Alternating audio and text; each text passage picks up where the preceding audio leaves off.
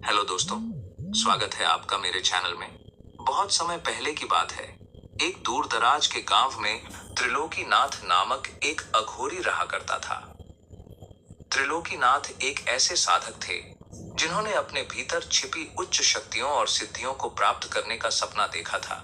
उसे विश्वास था कि उसके अंदर अद्भुत शक्तियां हैं, बस उन्हें सही साधना से जगाना बाकी था। गांव के लोग उसे अजीब नजरों से देखते थे, लेकिन त्रिलोकीनाथ अपनी साधना में पूरी लगन से लीन था। एक दिन उसने अपने ध्यान केंद्रित किया और गुफा के अंदर कर्ण पिशाचिनी की साधना आरंभ की। कहा जाता है कि कर्ण पिशाचिनी एक प्राचीन पिशाचिनी है जिसकी शक्ति इतनी भीषण और रहस्यमयी थी कि जिसने भी उसे साधने का प्रयास किया वह जीवन के कगार पर पहुंच गया। त्रिलोकीनाथ ने दिन रात कठोर तपस्या की। हर शुक्ल पक्ष की अमावस्या में उसने कर्ण पिशाचिनी के मंत्र जपे और तंत्र साधना में लीन हो गया। धीरे धीरे उसकी साधना सफल होती गई। उसकी आंखें एक अनजानी चमक से भर गईं। उसके हाथों में अद्भुत ऊर्जा का संचार होने लगा।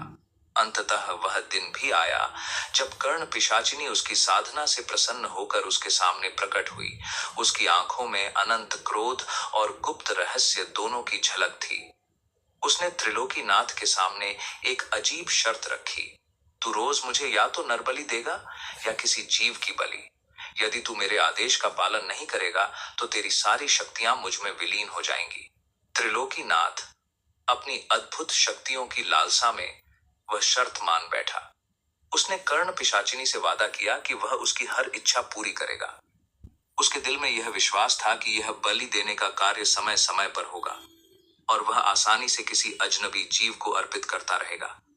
लेकिन समय के साथ उसकी परेशानियां बढ़ने लगीं। कुछ वर्षों तक त्रिलोकीनाथ ने हर रोज की तरह बलि अर्पित की। वह छोटे जीवों और कभी कभी गांव के बेजुबान पशुओं को कर्ण पिशाचिनी के आगे उनकी बलि दिया करता। उसकी साधना लगातार प्रगति कर रही थी। उसकी शक्तियां दिन प्रतिदिन बढ़ती जा रही थीं। लेकिन फिर एक दिन ऐसा आया जब नरबलि देने के लिए कोई जीव नहीं बचा था। गांव के लोग उससे दूर रहने लगे थे और जंगल में भी शिकार करना मुश्किल हो गया था। त्रिलोकीनाथ परेशान हो गया। उसने हर संभव प्रयास किया, लेकिन बलि देने के लिए कुछ भी नहीं मिला।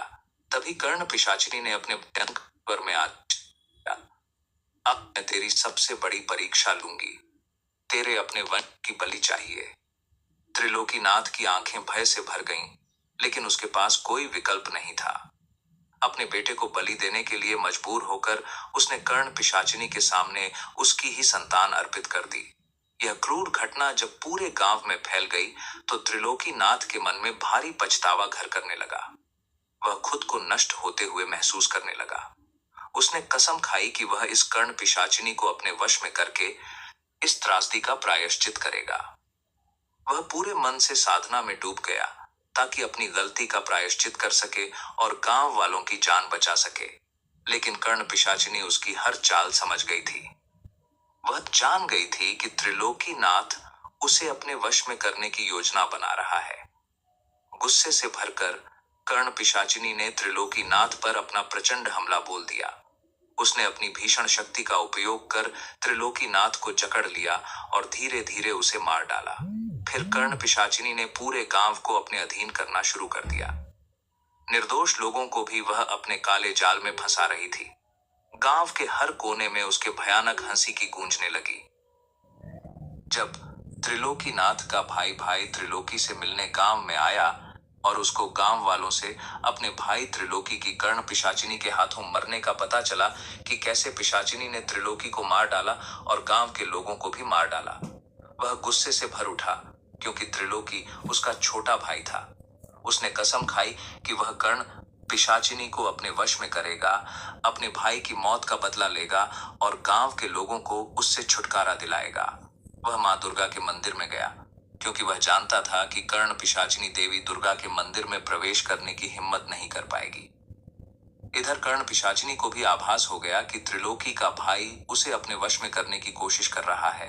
त्रिलोकी के भाई ने शुक्ल पक्ष के दिन मां दुर्गा की साधना करना शुरू कर दिया।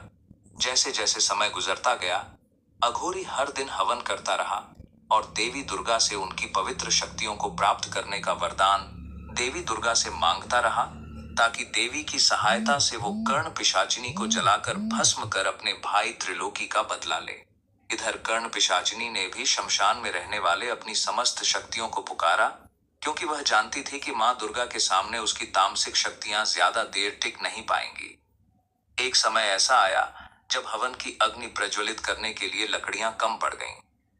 मजबूरी में त्रिलोकी का भाई, जो खुद भी एक अघोरी था, वह मंदिर से बाहर निकला। यही वह समय था जिसका इंतजार पिशाचिनी कब से कर रही थी। पिशाचिनी ने अपनी शक्तियों को आदेश दिया और वह तुरंत ही त्रिलोकी अघोरी के भाई को मारने के लिए आ पहुंची। लेकिन त्रिलोकी के भाई को भी अंदाजा था कि उस पर हमला किया जाएगा। वह पहले से ही मां दुर्गा के ऊपर ही यंत्र अपने गले में धारण कर मंदिर से बाहर निकला था, जिससे टकराकर पिशाचिनी की शक्तियां उसको नुकसान न पहुंचा सके। गुस्से में आकर कर्ण पिशाचिनी ने हवन को रोकने के लिए पूरी ताकत से अघोरी के भाई पर हमला किया। काफी देर तक दोनों के बीच भयंकर लड़ाई चली। जब कर्ण पिशाचिनी अघोरी के भाई पर हावी होने लगी, उसने अघोरी के भाई का गला दबाना शुरू कर दिया। वह अपने नुकीले दांत उसके गर्दन पर गड़ाकर खून पीने ही वाली थी कि इतने में मां दुर्गा उसकी रक्षा के लिए प्रकट हुई। मां दुर्गा ने अपने त्रिशूल से एक ही वार में कर्ण पिशाचिनी का सिर धड़ से अलग कर दिया। उसका सिर धड़ से अलग होकर जमीन पर गिरा। जैसे ही वह जमीन पर गिरा, कर्ण पिशाचिनी के पूरे शरीर में आग लग गई। उसकी चीखों की गूंज पूरे गांव में फैल गई। अघोरी ने मां दुर्गा से विनती की कि उसके भाई से जो भूल हुई, उसकी सजा गांव के निर्दोष लोगों को ना मिले। मां दुर्गा ने उसकी प्रार्थना स्वीकार किया और अपनी शक्तियों से उन गांव वालों को ठीक कर दिया जो थोड़े बहुत बीमार थे। धीरे धीरे गांव की स्थिति पहले जैसी ठीक हो गई। इस तरह त्रिलोकी के भाई ने मां दुर्गा की सहायता से कर्ण पिशाचिनी को मार डाला और अपने भाई की मौत का भी बदला लिया। अगर आपको मेरी स्टोरी पसंद आए तो मेरे चैनल को याद से सब्सक्राइब कीजिए और एक लाइक जरूर कीजिए। आपकी एक लाइक से मेरा हौसला और बढ़ता है।